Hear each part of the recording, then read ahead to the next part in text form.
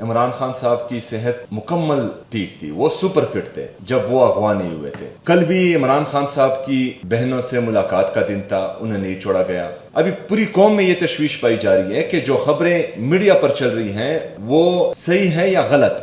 جب آپ حق اور سچ پر ہوتے ہیں اور میرٹ ٹرانسپیرنسی پر توجہ دیتے ہیں، کرپشن نہیں چھوڑتے، تو لوگ آپ کے پیچھے باتیں کرتے ہیں۔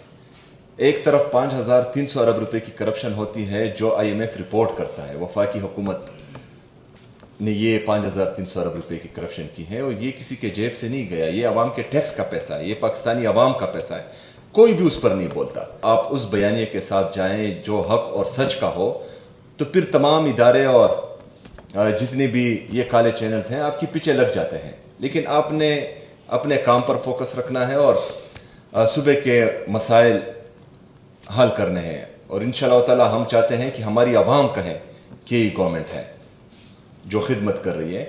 باقی ہماری جتنی بھی ترقیاتی کام ہے الحمدللہ وہ ہم نے چینلائز کر لی ہیں خیبر پختونخوا میں۔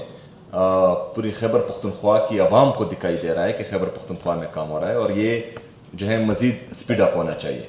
اس کے ساتھ ساتھ جو عمران خان صاحب کی صحت ہے اس کے بارے میں تشویشناک خبریں باہر آ رہی ہیں۔ عمران خان صاحب کی صحت مکمل ٹھیک تھی، وہ سپر فٹ تھے جب وہ اغوا نہیں ہوئے تھے۔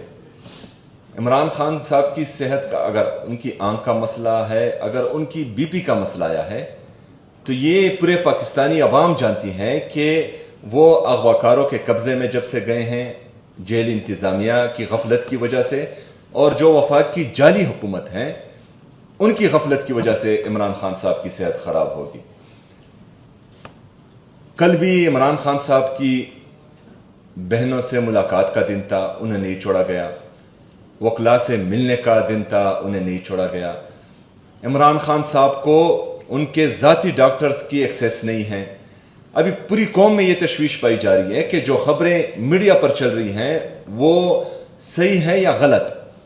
اگر فرض کریں یہ جعلی حکومت کے نمائندے سامنے آتے ہیں اور وہ کہتے ہیں کہ عمران خان صاحب کی صحت ٹھیک ہے، تو قوم اس پر تسلی نہیں کرے گی، کیونکہ یہ جھوٹے ہیں، مکار ہیں۔